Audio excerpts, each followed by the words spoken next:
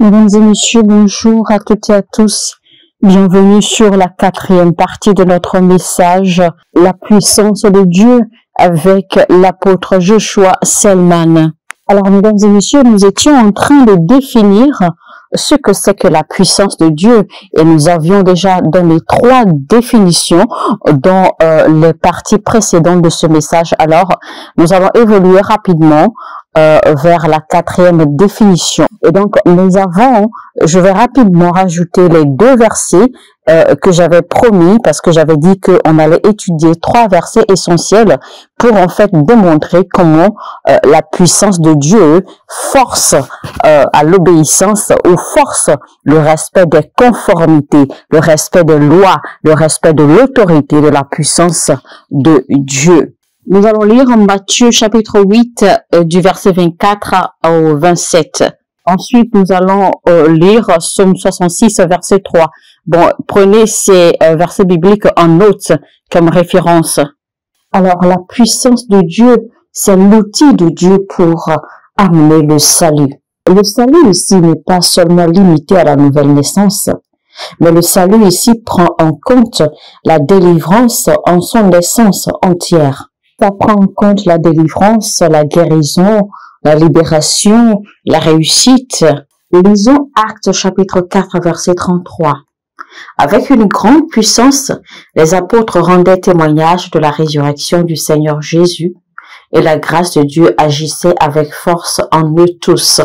Lisons Romains chapitre 1 verset 16. Car je suis fier de l'évangile. C'est la puissance de Dieu par laquelle il sauve tous ceux qui croient, les Juifs d'abord et aussi les non-Juifs. Le verset parle ici de la puissance, et ce n'est pas seulement la puissance, mais c'est plutôt la puissance de Dieu. Il nous dit clairement que la puissance de Dieu, que l'évangile, c'est la puissance de Dieu à travers l'évangile pour sauver les Juifs et les non-Juifs. Sauver toute personne qui y croit. Qu'est-ce que c'est que le salut? Le salut, c'est quand vous êtes mis à l'écart du danger. Alors, il faut savoir que ce n'est pas seulement ceux qui sont perdus ou les âmes perdues qui ont besoin d'être sauvés. Non seulement les âmes perdues ont besoin d'être sauvées, mais également ceux qui ont déjà reçu Christ, mais qui désespèrent ou qui sont faibles dans la foi ont également besoin d'être sauvés. Parce que la Bible dit que le nom de l'Éternel est mon rempart et mon refuge, et les justes se réfugient sous le refuge de l'Éternel. Donc ça veut dire que non seulement les âmes perdues courent un grand danger là-dehors dans le monde, mais également ceux qui sont déjà devenus justes par le nom de Christ courent également en autre type de danger, et donc ils peuvent se réfugier sous le nom de l'Éternel. Donc le salut est non seulement pour les âmes perdues, mais il est également pour les justes et les non justes. N'oubliez pas que la Bible dit que plusieurs sont les afflictions du juste, mais l'Éternel, de par sa puissance, les en délivre tous. La Bible dit dans Actes 16, verset 25, « Vers le milieu de la nuit, Paul et Silas priaient et chantaient les louanges de Dieu, et les autres prisonniers les écoutaient. » Le verset 26 dit, « Tout à coup, un violent tremblement de terre secoua la prison jusque dans ses fondations. Toutes les portes s'ouvrirent à l'instant même et les chaînes de tous les prisonniers se détachèrent. » Alors, si vous continuez à lire cette écriture, ce livre jusqu'au verset 31, 32, 33, eh bien, vous verrez que le gardien qui gardait la prison où se trouvaient Paul et Silas, en fait, après ce tremblement de terre, après cette manifestation de la puissance de Dieu, le gardien a finalement reçu l'évangile. Il a reçu le salut, car après Paul et Silas lui ont prêché l'évangile, il a cru en Dieu, il a reçu le salut, lui et toute sa famille, et ils ont même été baptisés. Vous savez, il faut la manifestation de la puissance de Dieu pour amener certaines personnes à croire, pour amener certaines personnes à la foi. Parce qu'il ne s'agit pas seulement de prêcher la bonne nouvelle, il ne s'agit pas seulement de parler de Jésus, il ne s'agit pas seulement de prêcher. Parce que vous aurez beau prêcher, vous aurez beau parler, vous aurez beau faire des démonstrations théoriques, mais il y a des gens au cœur dur qui ne croiront jamais tant qu'ils n'ont pas vu des signes, tant qu'ils n'ont pas vu des miracles, tant qu'ils n'ont pas vu des prodiges de leurs propres yeux. Et donc, il faut la manifestation de la puissance de Dieu parfois. Il faut utiliser la puissance de Dieu parfois comme un instrument pour amener certaines âmes au salut de Christ. Comme il est dit dans le livre de Jean chapitre 4 verset 48, nous allons lire.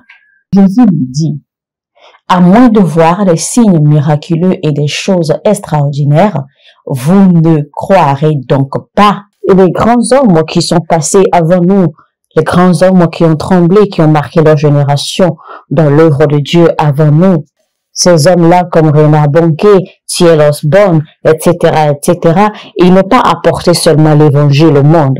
Ils n'ont pas seulement apporté le message ou leur prédication, mais ils ont apporté et le message et la puissance de Dieu. Lisons Actes chapitre 8 à partir du verset 5.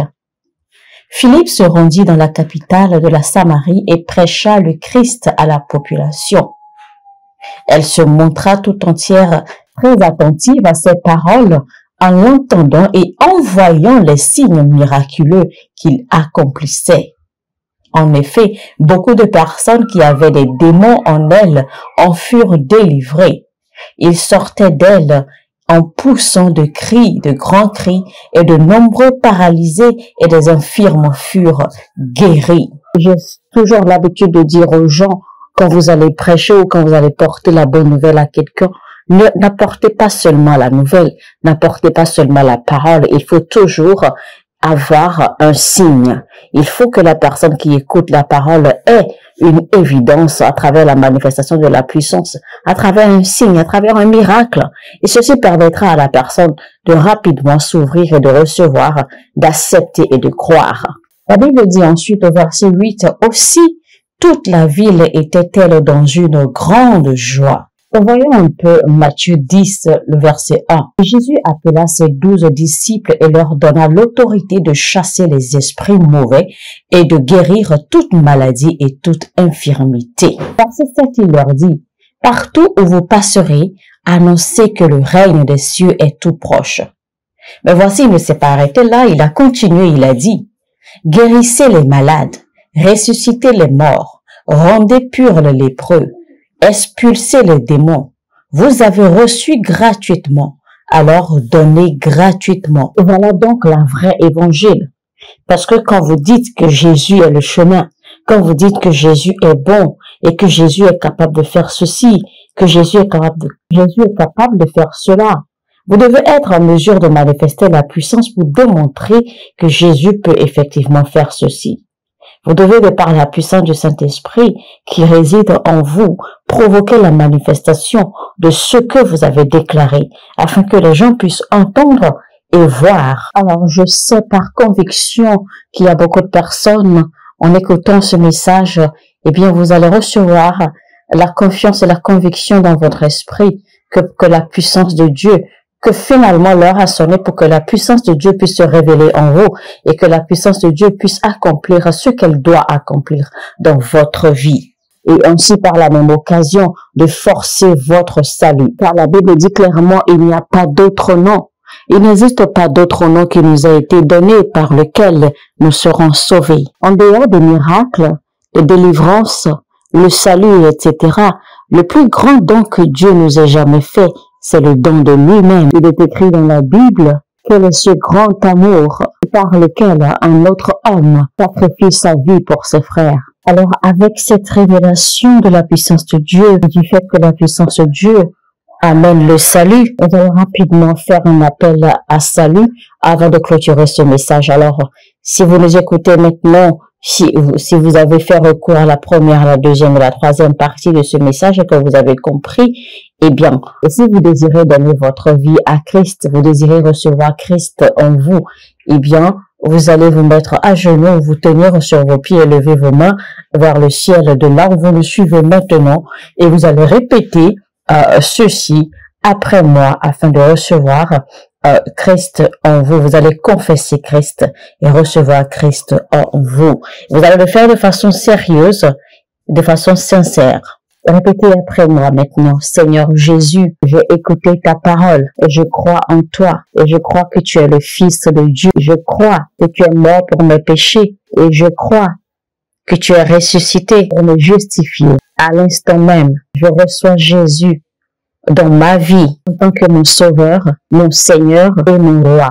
Je déclare que le pouvoir du péché, Satan, l'enfer et la tombe est brisé sur ma vie. À partir d'aujourd'hui et à jamais, je suis enfant de Dieu, lavé par le sang de l'agneau. J'avance dans la vie pour toujours et je ne regrette plus jamais. Alors maintenant, on va prier pour vous. Seigneur, nous te remercions pour ceux-ci qui ont accepté à répondre à ton appel. Car il est dit que nul ne vient au Père si ce n'est par le Fils. Il est écrit également, bénis soient tous ceux qui ont été guidés par le Seigneur pour venir à lui. Alors ainsi, je déclare par l'autorité de l'Esprit que vos péchés sont pardonnés dans le nom de Jésus-Christ et je déclare que vous êtes désormais les porteurs de la vie de Dieu. Et par l'autorité des Écritures, je déclare également que le pouvoir du péché, de la mort, du diable et de l'enfer est brisé sur votre vie. Je déclare également que vous êtes libérés, vous êtes délivrés maintenant de tout esprit ou tout démon qui vous maintient sur place ou qui vous lie sur place. Je déclare alors que vous êtes bénis désormais, vous êtes protégés, vous êtes préservés, vous êtes maintenant enfants de Dieu. Vous irez toujours de l'avant, vous ne régresserez plus jamais dans la vie. Pour la gloire de l'Éternel, pour la gloire de notre Seigneur Jésus, dans le nom puissant de Jésus-Christ, j'ai prié.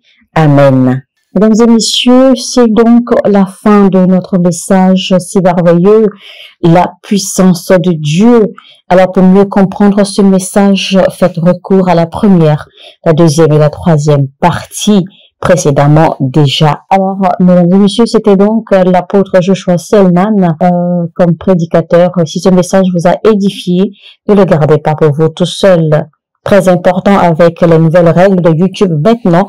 Eh bien, quand vous écoutez le message, likez. Il est très important de liker. Ces actions sont très importantes pour que YouTube puisse recommander le message à d'autres âmes dans le corps du Christ. Alors, liker, c'est-à-dire aimer maintenant ce contenu. Copiez le lien du contenu et partagez au maximum sur toutes vos plateformes sociales, surtout.